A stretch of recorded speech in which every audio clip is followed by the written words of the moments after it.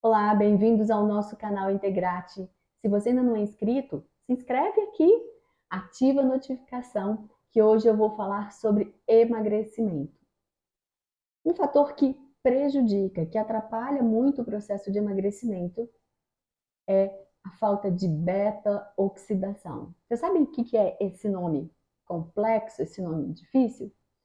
Vou falar aqui hoje para vocês.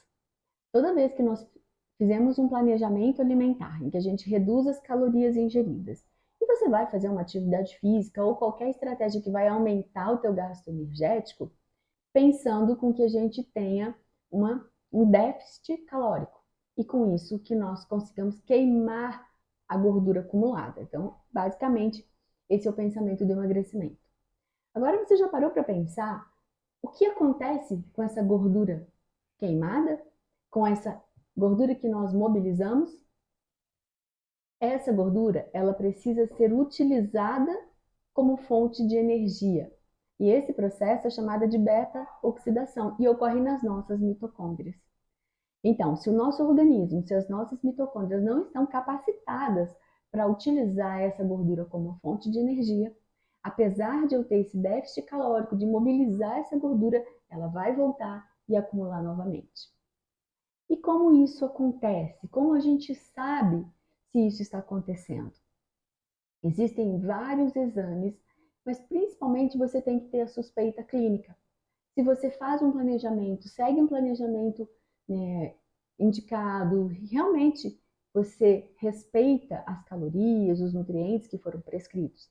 Se você faz atividade física que foi orientada, se você tem um acompanhamento, mesmo assim você não emagrece, você já pode suspeitar que isso pode estar acontecendo. Existem vários fatores que levam com que a nossa mitocôndria não consiga usar essa gordura como fonte de energia. Porque a maneira mais simples que ela tem é utilizar a glicose, que é a fonte de energia mais rápida e mais fácil de ser utilizada. Por isso que muitas vezes quando você está cansado ou quando você precisa de uma energia rápida, você não sente vontade de comer um bife no meio do dia. Você quer um bolo, você quer... muito tempo eu quis um bolo de chocolate com Coca-Cola. Você quer fonte mais rápida de energia que isso? Então, esse é um dos indicativos, já começamos a prestar atenção. Essa necessidade de uma fonte de energia rápida pode ser um indicativo que a tua saúde não anda bem, tua mitocôndria não está conseguindo utilizar adequadamente outras fontes de energia. E quando, né, afinal, ela não consegue?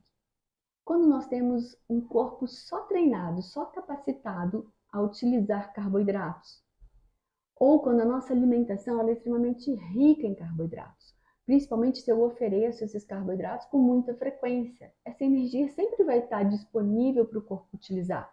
Por que ele vai utilizar a gordura que precisa de mais trabalho? Um outro fator que também influencia na nossa deficiência da beta-oxidação é a presença de estresse oxidativo. Então, tudo aquilo que leva um desequilíbrio no nosso organismo, uma inflamação maior, uma geração de excesso de radicais livres que o corpo não consegue neutralizar, também prejudica essa capacidade da mitocôndria. Além disso, a deficiência de nutrientes importantes, porque para a gordura ser utilizada como fonte de energia, eu preciso de diversos nutrientes para que as enzimas corretas sejam ativadas. Com deficiência de nutrientes do complexo B, B5, B12, B9, B8, deficiência de magnésio, de selênio, de coenzima Q10. Então, a deficiência de vários nutrientes, e algum deles principalmente, pode fazer com que essas enzimas não consigam captar, transformar e ativar essa gordura para ser utilizada como fonte de energia. Além disso, um fator que contribui muito para piorar o quadro de estresse oxidativo, o quadro de inflamação, é a presença de poluentes, acúmulo de poluentes, de toxinas ambientais no nosso organismo, que eles prejudicam muito a função da mitocôndria. Outras situações, como doenças crônicas, então aquela pessoa que já tem uma doença crônica que acelera o envelhecimento, essas mitocôndrias elas vão, né, reduzindo a sua capacidade, o seu funcionamento. E também existem pessoas que já nascem com deficiência na função mitocondrial. É o menos comum, mas isso ocorre, tem alguns exames que podem ser feitos para avaliar como que anda essa função da mitocôndria. E um último fator que eu quero falar hoje, e um dos mais comuns que a gente observa hoje em dia, são alterações no eixo do cortisol. Então, o estresse crônico, o cansaço, a fadiga, o esgotamento, eles atrapalham sim, né, o uso da gordura como fonte de energia. E entendendo, né, quais os fatores que podem prejudicar a nossa mitocôndria, a gente começa a entender onde e como investigar. Porque, é claro, se isso acontece e você está aí com dificuldade de emagrecer, você quer descobrir se isso realmente é o fator que te atrapalha no emagrecimento.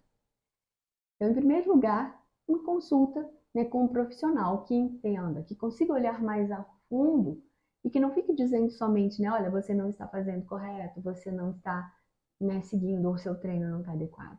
É preciso investigar esses fatores. Numa conversa, o que a gente consegue entender do paciente e suspeitar? É aquele paciente que está com uma má qualidade de vida. É aquele paciente que está com fadiga crônica, cronicamente cansado, em que o sono não repara. Então, ele pode tirar férias que ele não volta descansado. É aquele paciente, né, com sinais de estresse crônico, que também vai prejudicar o funcionamento da mitocôndria. E um outro fator que pode levar à suspeita é aquele paciente que treina e às vezes um treino mais leve, ele sai exausto, sai morto do treino. E se ele não sai tão exausto, depois do treino ele fica exausto e tem dificuldade de recuperação, demora a conseguir voltar a treinar ou fica com muitas dores. Aquele retardo na recuperação muscular também pode ser um indicativo. E como que você avalia isso?